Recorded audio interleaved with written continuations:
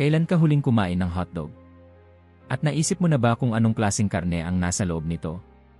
Marami sa mga pagkain na kasanayan na nating kainin araw-araw ay may mga lihim na hindi agad makikita. Sa mga supermarket, tindahan, o kahit sa mga kainan sa kalye, makikita mo ang mga ito: hotdog, salsicha, hamburger.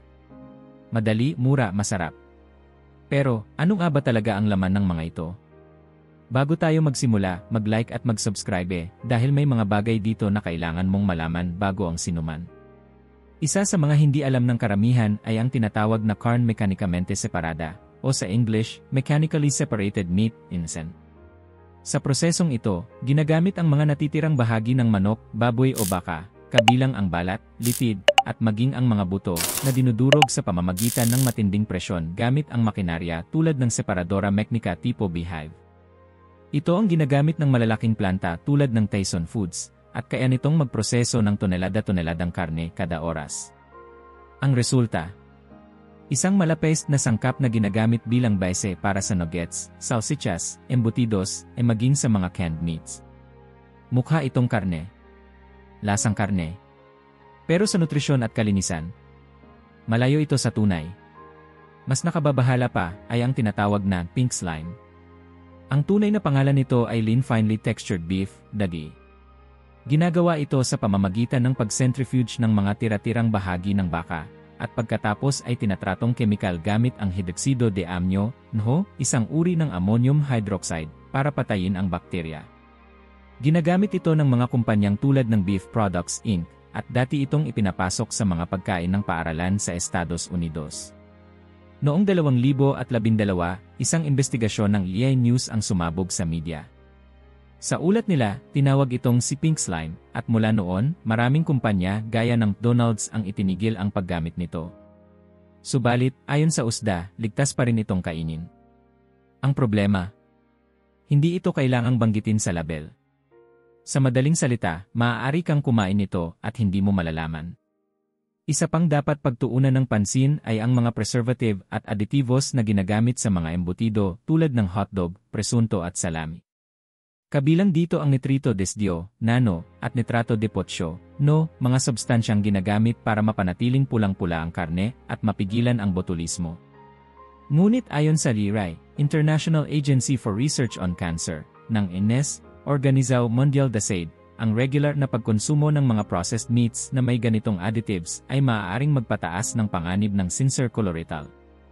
Idineklara itong grupo isa carcinogeno, katulad ng tabako at asbestos.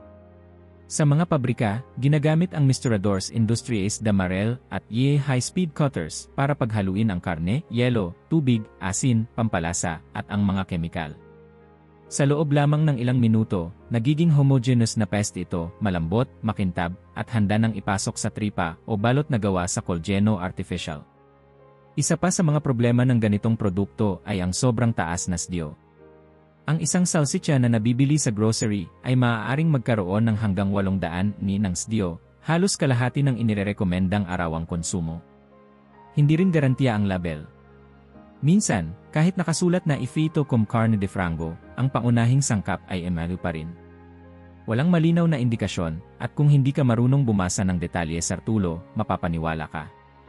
Ito ang sinasabi nilang sea carne, pero sa katunayan ay pinaghalu-halong tira-tirang bahagi ng hayop, pinagdugtong-dugtong gamit ang asin, preservatives, at kulay. Isang produktong hinubog ng makina, hindi ng kalikasan. At kung iniisip mong tapos na ang kwento dito, nagkakamali ka. Sapagkat ang tunay na panganib ay hindi lamang nasa mga pagkain mukhang industrial. Minsan, nasa mga produktong mukhang natural, mga pagkain na inakala mong malinis, healthy, at walang problema. Juice, gelatina, pipoka, po. Sa susunod na kabanata, sisilipin natin ang mga pagkain sa unang tingin ay inosente, ngunit sa loob ay may halong kemikal, sobrang asukal, at mga substansyang di natin inaasahan. Hindi lahat ng pagkain na mukhang malinis, makulay at masarap ay talagang ligtas. Sa katunayan, marami sa mga pinakakaraniwang produkto na binibili natin sa supermarket, juice, gulaman, popcorn, tinapay, cereal, ay may mga sangkap na hindi natin alam, hindi natin nauunawaan, o ayaw sa atin ipaalam. At bagaman legal silang ibenta, hindi ibig sabihin ay ligtas silang kainin sa araw-araw. Simulan natin sa isang bagay na halos lahat ay iniinom sa umaga, juice. Sa label, madalas mong makikita ang salitang 100% prutas o natural.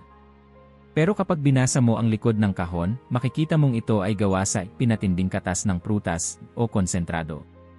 Ibig sabihin nito, tinanggalan muna ng tubig ang prutas para maging concentrate, iniimbak ng matagal sa malamig na silos, at saka muling dinagdagan ng tubig, artipisyal na pampalasa at pangkulay bago ilagay sa kahon.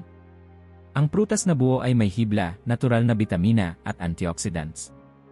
Sa juice na ito, karaniwang wala na ang hibla, at ang lasa ay galing sa tinatawag na natural flavoring, isang kemikal na ginaya lang mula sa molekula ng prutas.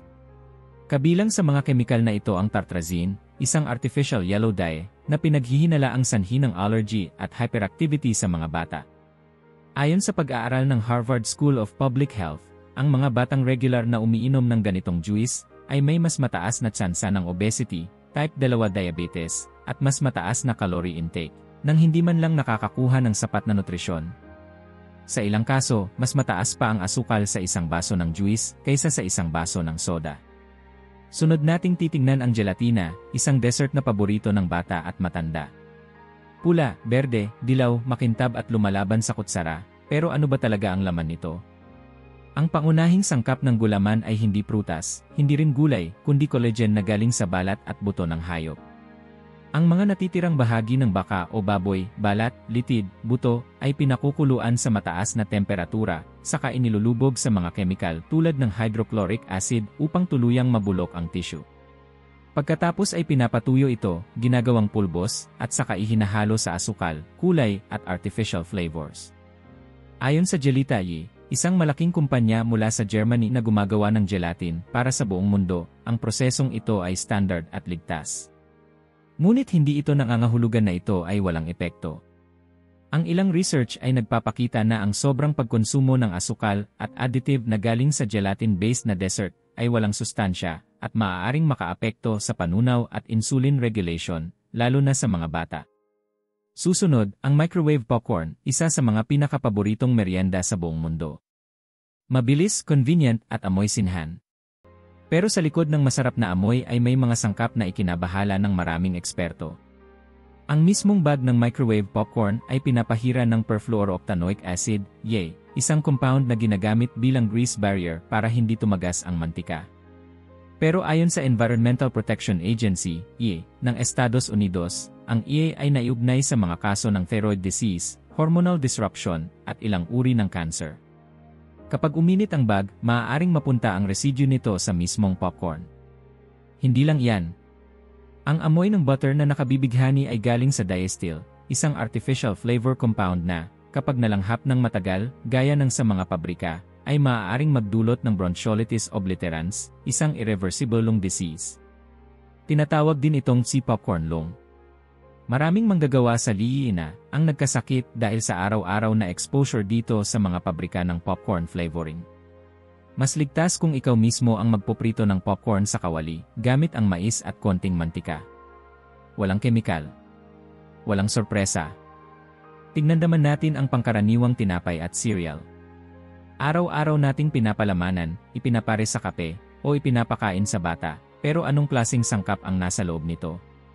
Ang komersyal na tinapay ay pinapahira ng calcium propionate, isang preservative na pumipigil sa amag.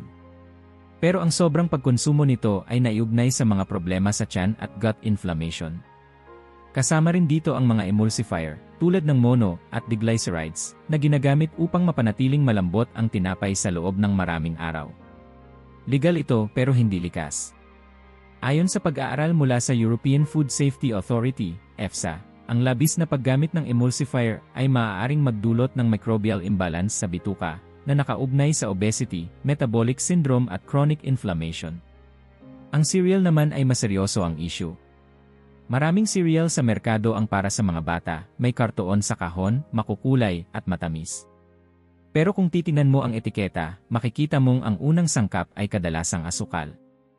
Mayroon ding red 40, blue 1, yellow 6, mga artipisyal na pangkulay na ipinagbabawal na sa ilang bansa sa Europa dahil sa posibleng epekto sa attention span at behavior ng bata. Ayon sa American Academy of Pediatrics, may lumalaking ebidensya na ang mga artificial food dyes ay maaaring may epekto sa mga bata na may D o may sintomas nito. Sa isang serving ng cereal, maaari nang makuha ang higit 30% ng inirerekomendang asukal para sa buong araw at wala pang hibla, protina o tunay na sustansya. Ngayon, dagdagan pa natin ng dalawa pang halimbawa, ang mga creamers para sa kape at ang mga yogurt na akala mo healthy. Ang mga non-dairy creamer ay madalas ginagamit sa opisina, bahay, at coffee shop. Pero ang sangkap nito, partially hydrogenated oil, high fructose corn syrup, sodium caseinate, isang byproduct ng gatas. Ang iba ay may taglay pang trans fat, na kahit sa mababang level ay naiugnay na sa stroke, heart disease at inflammation. Bagaman ipinagbabawal na ang trans fat sa maraming bansa, may ilang produkto na gumagamit pa rin ng highly processed oils na naglalaman nito sa trace amounts. Ang mga flavored creamers ay may artificial na tamis, kulay, at stabilizer, halos walang tunay na gatas. Mas mabuting gumamit ng regular na gatas o plant-based milk tulad ng almond, oat o soya para sa mas ligtas at natural na karanasan sa kape. At panghuli, yogurt. Akala ng karamihan basta yogurt healthy na. Pero sa totoo lang, maraming commercial yogurt, lalo na ang mga may flavor, ay may higit na asukal kaysa sa ilang dessert. Ayon sa isang pagsusuri sa Biwi noong 2018, 9/10 na yogurt para sa bata ay may asukal na lagpas sa rekomendadong limit. Dagdag pa rito, may mga brand na gumagamit ng mga gelling agent, cornstarch, artificial fruit flavor, at wala namang tunay na prutas. Kung gusto mo ng totoong yogurt benefit, piliin ang plain yogurt na may live cultures, walang flavor, walang kulay, at ikaw na lang ang magdagdag ng prutas kung gusto mo. Sa lahat ng ito, malinaw ang isang bagay. Ang kalakhan ng mga pagkain nakikita nating normal ay hindi na normal.